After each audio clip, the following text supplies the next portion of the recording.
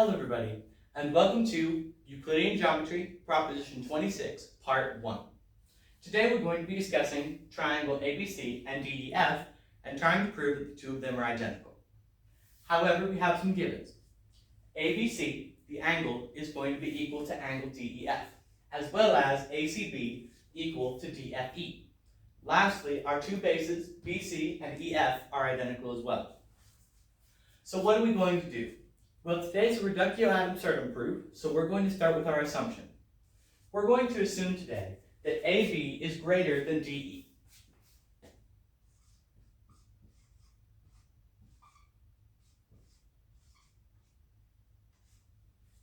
Now we're simply going to write assume as our reason. Now, what does this mean for us? Well, it means that AB and DE are no longer equal.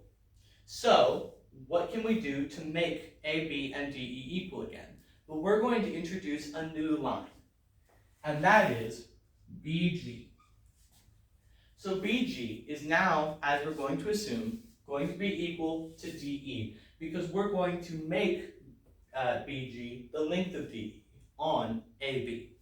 That is because of Proposition 3, which says that if you have two lines and one is larger than the other, then you can shorten the larger one to make them equal.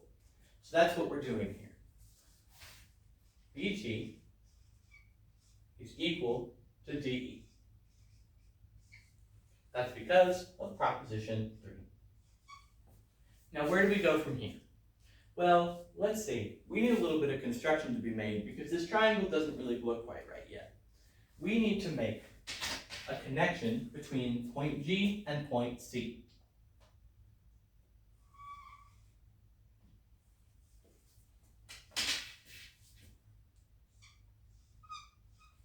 This is because of postulate 1 that says you can connect 2 points into a line. So where do we go from here? Well, as you can see, we've basically created two different triangles. And because we know that BG is equal to DE, we can do something very important. We can mark these as equal.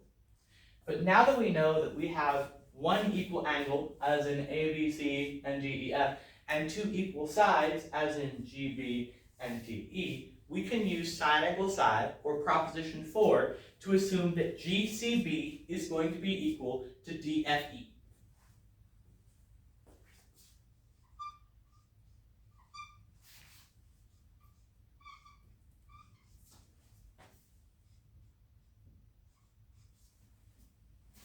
Now, this also implies something interesting, because we know from our given that DFE is equal to ACB. So let's write that in there.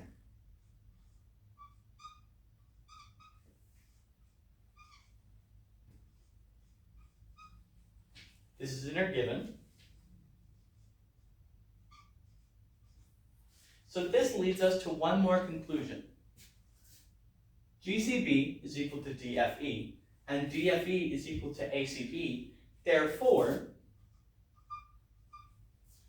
GCB is equal to ACB.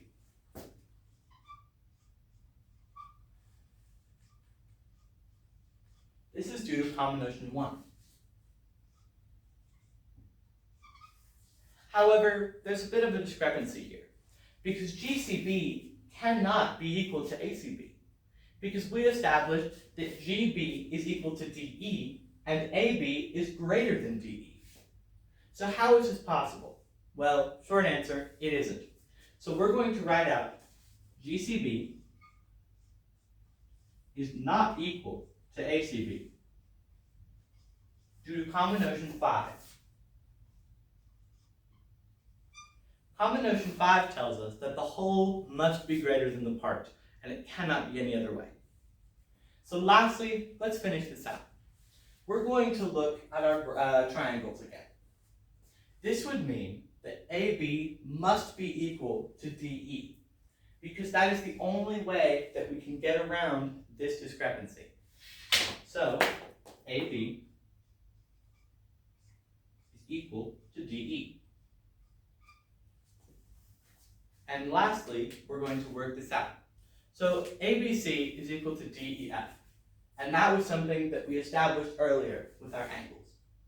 So let's go back to our little graph here, and we're going to solve out this whole situation. So we know that AB is going to be equal to DE from our last statement. So now we can use side angle side, or proposition 4, one more time to understand that AB, DE, angle B, angle E, and our bases can solve us out to eventually get to ABC, our triangle, is equal to DEF, our triangle. This is because of proposition 4, like we said earlier, which states that we can use side angle side to prove that our triangles are equal. This leads us finally to QED. Now, just a little bit of clarification that I think might help some people out there is that we understand that this triangle that's now being created, GBC, is not equal to ABC.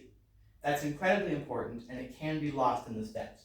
Because if we assume that ABC is equal to GBC, our entire proposition falls apart.